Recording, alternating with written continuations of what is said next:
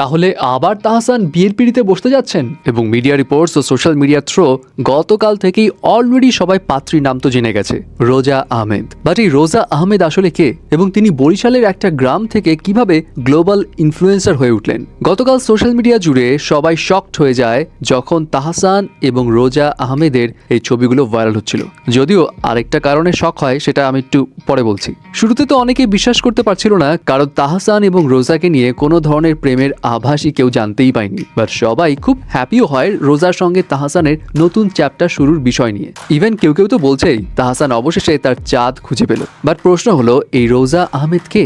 রোজা আহমেদ বেসিক্যালি একজন international makeup artist হিসেবেই মোস্টলি পপুলার, এবং মিডিয়া রিপোর্টস থেকে জানা যায় রোজা নিউ ইয়র্ক ইউনিভার্সিটি থেকে কসমেটোলজির উপর পড়াশোনা করেছেন। পড়াশোনা শেষ করে তিনি কসমেটোলজি লাইসেন্স গ্রহণ করেন এবং পরবর্তীতে নিউ ইয়র্কের কুইন্সে রোজাস ব্রাইডাল মেকওভার এইটা প্রতিষ্ঠা করেন।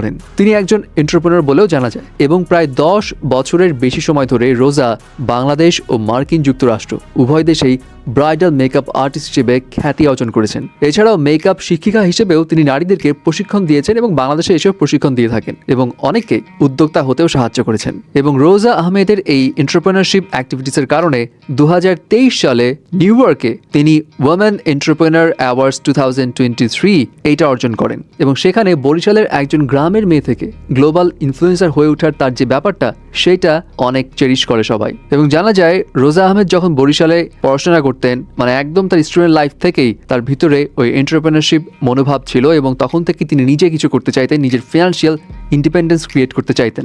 এবং রোজা আহমেদের অ্যাচিভমেন্টগুলো জেনে তো আপনি বুঝতেই পারছেন তিনি কতটা ডেডিকেটেড তার প্রফেশন নিয়ে। কিন্তু ওই যে শুরুতে বলেছিলাম না, সবাই আরেকটা কারণে শক, এই শকটা হচ্ছে তার প্রফেশনকে ঘিরে। স্যাড পার্ট হলেও সত্য যে আমাদের দেশে এখনো অনেকের কাছে কিছু কিছু প্রফেশন নিয়ে একটু ভ্রু কুচকানো স্বভাব আছে। তার মধ্যে একটা হচ্ছে এই মেকআপ আর্টিস্টের বিষয়টা। যদিও বাইরের দেশে এটা one of the most prestigious একটা প্রফেশন, বাট বাংলাদেশে অনেকের কাছে মেকআপ আর্টিস্টের নাম শুনলে একটু ভ্রু কুচকে যায়। কিন্তু অনেক মেকআপ আর্টিস্টরা এখন এটা ভেবে খুশি যে তাহসান এই বিষয়টা এখন ভেঙে দিবে, কারণ মেকআপ আর্টিস্ট এটাও যে একটা সম্মানজনক প্রেস্টিজিয়াস পেশা, এটা এখন অনেকেই টের পাবে। তারপরেও আমি আপনাদেরকে একটা স্ট্যাটিস্টিক্স দিই, নিউ ইয়র্কে এই মেকআপ আর্টিস্ট পেশাটা কতটা কম্পিটিটিভ। আমি তো আগেও বলেছি রোজা আহমেদ কসমেটোলজির উপর নিউ ইয়র্কে লাইসেন্স পান, এবং এই লাইসেন্স পাওয়া কিন্তু ইজি কাজ নয়। এখানে প্রায় 1000-এরও বেশি ঘন্টা আপনাকে ট্রেনিং নিতে হবে, এবং সেটা পাওয়ার জন্য প্রচুর প্রচুর প্রচুর মেকআপ নিয়ে কাজ করতে হবে।